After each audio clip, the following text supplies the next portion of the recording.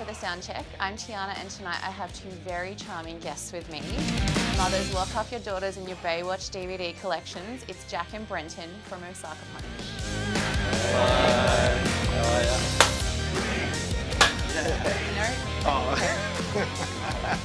So, thank you so much for the time, guys. I know you're in the middle of a huge tour right now, but firstly, I think that we should talk about the huge year that you guys have had. You've had your national tour with the Butterfly Effect. You've had festival appearances.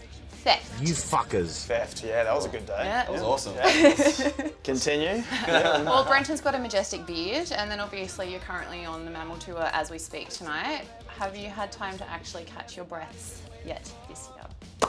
Not really. No. We've been trying to write an album in between all of this, and every time we're like, all right, let's do it now. Now we'll do it. Now we're gonna do it, and then something else comes along. We're like, okay, now we need to like recoup all of our gear that got stolen. Now we're gonna ride. Okay, now we're on an awesome tour with Mammal. So We had this master plan at the start of the year to be like, all right, well, it was actually last year, like, okay, next year, we're gonna write the album, we're gonna record it. And then we got this email, hey, do you guys wanna do the Butterfly Effect tour? Like, yeah, we'll do Probably. that. yeah. Yeah, and then like, oh, after Butterfly Effect, that's all right. Change our plans a bit, we'll be fine. Midway through the Butterfly Effect, do you guys want to then do the Mammal tour? Yeah, we kind of do. You know what? Fuck the album. Can we do that? Yeah, you know what? Don't worry about the album. We'll do that later. No. The album will come. Yeah. So it's been busy, but good busy. It's been a good year. We've been very fortunate. So Yeah, and we've got like maybe 2 festivals coming up at the end of the year as well. So, and then we're gonna write the album. yeah, after that. Then it's gonna happen. Over Christmas, because it's not busy then. Yeah, no. We've one's got nothing busy to do around Christmas. Christmas 2019 or? That's it.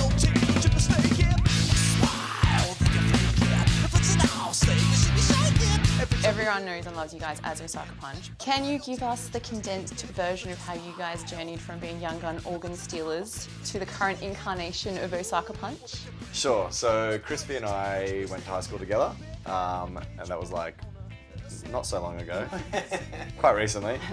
And then when we moved to Brisbane, together, sort of started a little band. It was a few different incarnations, and then when we decided to be the Kidney Thieves, that was when shit started to get a little bit more serious, and we had a full lineup, and we actually had a band. And then, like, fast forward like 7 years, it took us that long to record our first album because we were doing it all at home and we were lazy and slack.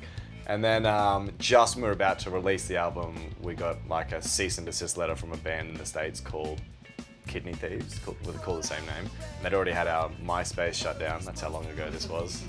MySpace was shut down, and our Facebook had been deleted as well. So we were like, all right, we need to do something about this. So we decided to change the name, and the name was just the only thing that we could find that wasn't already taken. Literally, like everything you think of, you're like, oh, that's cool. Like, There's a band out there called there's a that. band, yeah. Yeah. Monkey Pluggers. Yep, that's a band. Squirrel Milk. Really? There's Yeah. a band like, damn. Really? Punk bands. I wanna listen to them. They grab it all. Grab it all. Yep. And the close second was Sticky Finger Funk Knuckle and the Jelly Jam Sandwiches. Yeah. But we thought maybe it might be a little bit too long, so Osaka Punch was a bit easier. It was a hell of a night. We changed our name, went to the UK as Osaka Punch, released the album, recorded another EP while we're in the UK. Our visas ran out, we got booted out of the country, flew back here, lost the bass player, gained a bass player, and then bass player / manager / organizer. It's been good. It's been fun. Mostly because of his beard. Mostly because of the majestic. majestic beard. It's so majestic. I like it. Smells good. All porno videos start out like this. Let's do an interview. Let's fuck. Sorry. What were you saying, Tiana? Hi, Mom.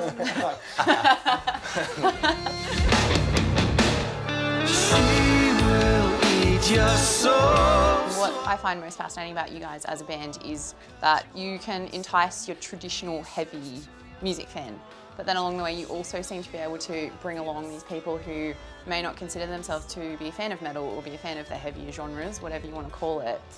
When you're creating or writing this kind of songs, what is the approach? Is it that you're trying to balance the funk and the metal and the salt and pepper covers and trying to capture this wider audience, or is it just organic and this is just what comes out of it, this concoction?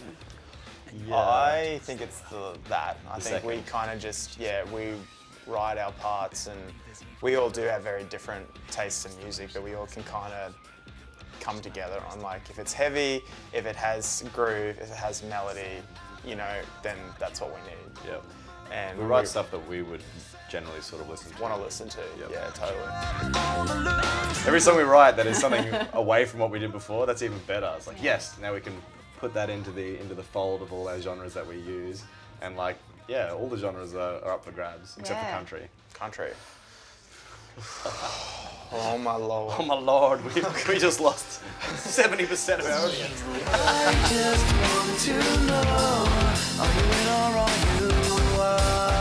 So as well, obviously we're at Long Jetty tonight, and Mammal are currently warming up as we speak.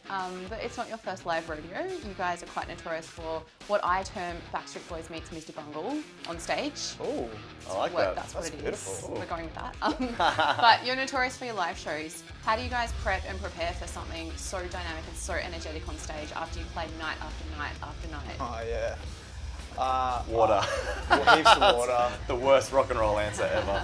Yeah, we're probably the shittest rock and roll band. We're like all about, we should probably eat our vegetables today. Let's we get 8 need- hours sleep. Let's get 8 hours sleep. Make sure we have some water, and Yeah. we literally do stretches before we play as well. Lunges? But everything. Yeah, you should see his squats. Oh, it's so deep. I can smell it. You can smell it. Smell it. Yeah, I mean, it's personally, I treat it like. I grew up playing a lot of basketball because of my really tall stature, but I'm sitting down. I'm actually like 7 foot. But He's tall when he lies down. yep. But I treat it like going on to play sport, like because we try and be pretty energetic. And if you go on there cold as a witch's tit, you're gonna fuck yourself up. And Jack's super good with his voice. Always does his warm ups and warm downs, and Yep. I've got a tender little voice. It tends to, if I party too hard, I party on the last night of a run, so we've got three or 4 gigs in a row. The last night I'll have a drink and a party, but if I've got a show the next night, I try not to even talk too much at shows. Like, and I've always thought that when you're talking at gigs, you lose your voice a lot. And then when we were touring with the Butterfly Effect, Clint, who's a genius, he's up the back of the merch desk, and everyone who comes up to him, he's just like, Come on now, this guy's got a twinkle in his eye and a hole in his pants. Now, I know you guys mentioned already that you've been trying to write the album. Last year, obviously, you did release How We Operate with the killer clip. That was pretty badass. So in terms of the new stuff, you guys have been teasing on your socials as well, being back in the studio. What and when can we expect it, if you can reveal anything? if all goes to plan, which in the Osaka Punch world rarely does, but if all goes to plan, we should have a new track coming out around November.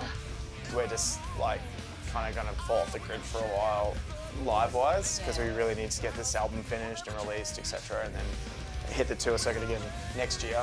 So before we completely, smoke bomb, we just want to at least put something out there. Settle down, it's all in your head now. So, there are 4 band members in Osaka Punch, but there is potentially a 5th unofficial member. I'm talking, of course, about resident hype man, Reggie Tugnuts. Is he in the room with us right now? Who would win in a fight, Reggie Tugnuts or Chuck Norris? Reggie Tugnuts. Oh, Reggie Tugnuts. Any day of the week. All right. He'd just choke him out. Yeah. Yeah, he would just choke him out. He wouldn't even ask. Sea-claws, yeah. Who would win in a fight, Reggie Tugnuts or Brenton? Because some people say they Dead will. tie. Yeah, dead time. True that. I got the weight of the world on my shoulder. What is your one essential item when you're on the road? Water. Oh, towel. Or shoes. Dane forgot his fucking shoes. Our drummer left his shoes at home today and had to go to the op shop and buy shoes. And they're these. Please tell me they were heels. They're, It's raining out they're like there. these cowboy heels, because the lady's like, I've got these. And he's just like, Are they? oh, wow. So he went into an op shop and said, I'll take anything that's not 2 sizes too small. It's just got cowboy boots. He's like, not anything. Not anything. You know how I said anything? I take that back. And she's like, okay, but I also have these ones. Give more cowboy boots. I'll take the cowboy boots. Oh. And you guys aren't a country band. What the hell? No, but he sits behind the kid, so Oh, it's fair. fine. All right.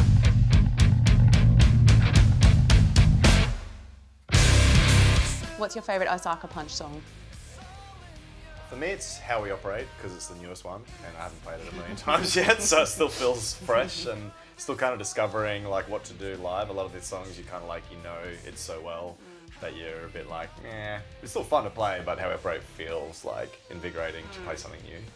Yeah, I'm probably in the same boat. Like, I like playing Battle Worm and E-Jam, but after them, I'm like, I think I'm gonna spew. Not into Crispy's hair. No one would ever do that. But yeah, How We Operate, I think for me has a nice mix of, yes, we get to break out necks in this part, but yes, we can actually have a breather in this part. Whereas Battle Worm's like, fucking dicks are blazing from the start to the end. So you guys like to open your set of late with the Baywatch theme song. Of course. Who would win in a Baywatch slow motion runoff between the two of you? Well, his beard would just be like... No, actually, Jack. Because I've got my bass, but Jack has this really good run to the keyboard that he does well. Slow mo run. Yeah. But if we're on the beach and there was like white horses in the background. Yeah, with linen suits and... Oh, Crispy. I think we've got our next film clip. Slow motion, linen suits, beach, Crispy's hair, your beard. 3 minutes of that, I'd watch that. Let's go make it. Let's go make Let's it. do this. Done. All right, let's go. Well, thank you so much for the chats, guys. It is a pleasure, and I know myself and many others are looking forward to getting punched in the ears by Osaka Punch for many years to come. But thank you so much. Good luck with the show, and I can't wait to go make this music video. Oh, it's happening. Let's do it. Let's go make it. All right, let's go. I stank.